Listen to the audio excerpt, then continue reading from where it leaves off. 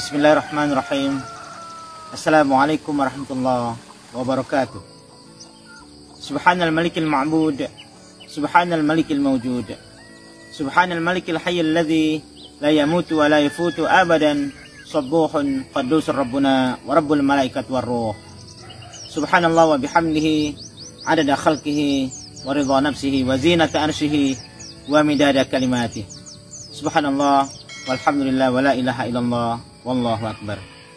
Allahumma salli ala Muhammad wa ala ali Muhammad kama sallaita ala Ibrahim wa ala ali Ibrahim wa barik ala Muhammad wa ala ali Muhammad kama barakta ala Ibrahim wa ala ali Ibrahim fil alamin innaka Hamidum Majid.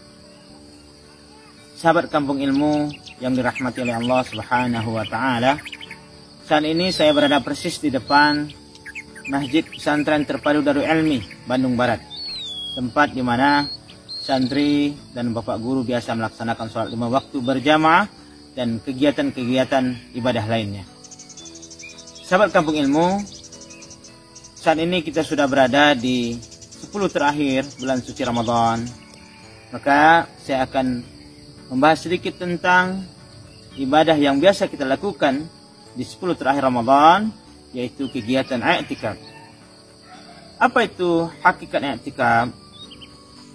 Ibnu Rajab Al-Hambali mengatakan dalam Lataiful Ma'arif bahwa hakikat i'tikaf adalah qat'ul alaik mal khalqi wal ittisal la khidmatil khaliq. Jadi hakikat i'tikaf adalah memutuskan hubungan dengan makhluk dalam rangka membangun hubungan dengan Allah Subhanahu wa taala. Jadi hakikat i'tikaf adalah kita memutus hubungan kita sepenuhnya dengan makhluk, dengan saudara, dengan tetangga, dengan sahabat, atau bisa juga berupa memutus hubungan dengan alat komunikasi, misalnya berupa HP, kita memutus dengan televisi dan kegiatan-kegiatan lainnya. Untuk apa kita melakukan itu? Untuk membangun hubungan kita dengan Allah Subhanahu wa taala. Sahabat Kampung Ilmu yang dirahmati oleh Allah Subhanahu wa taala, mengapa kita terasa penting untuk membangun hubungan dengan Allah Subhanahu wa taala? Karena dalam hidup ini ada banyak orang yang merasakan kebahagiaan ketika dia berada di tengah banyak orang. Ada orang yang merasakan bahagia ketika dia berada di antara keluarganya, misalnya bersama istrinya, anak-anaknya. Atau dengan mudahnya kita merasakan kebahagiaan pada saat kita bersama dengan teman sepermainan, misalnya ngopi bareng, ngobrol bareng, dan segala macamnya. Tetapi sedikit orang yang mendapat merasakan kebahagiaan pada saat dalam kesendirian, di mana dia hanya ditemani oleh Allah Subhanahu wa taala. Dan i'tikaf mengajarkan itu kepada kita semuanya, bagaimana kita bisa merasakan kebahagiaan pada saat kita dalam kesendirian hanya ditemani oleh Allah Subhanahu wa taala. Sahabat Kampung Ilmu yang dirahmati oleh Allah Subhanahu wa taala, mengapa ini penting untuk kita latih? Karena nanti ketika kita di alam barzah, di alam kubur, kita benar-benar dalam kesendirian. Tidak ada yang menemani kita. Dan hidup di alam kubur itu lebih lama dibandingkan kita hidup di dunia ini. Maka kalau kita tidak melatih diri kita berbahagia dalam kesendirian yang hanya ditemani Allah Subhanahu wa taala, maka kita akan merasakan penderitaan yang dalam ketika nanti kita benar-benar sendiri dalam kubur. Tidak ada yang menemani kita kecuali amal perbuatan kita. Untuk itu Rasulullah SAW beliau mengingatkan kepada kita semuanya, yatba'ul mayyit thalatha.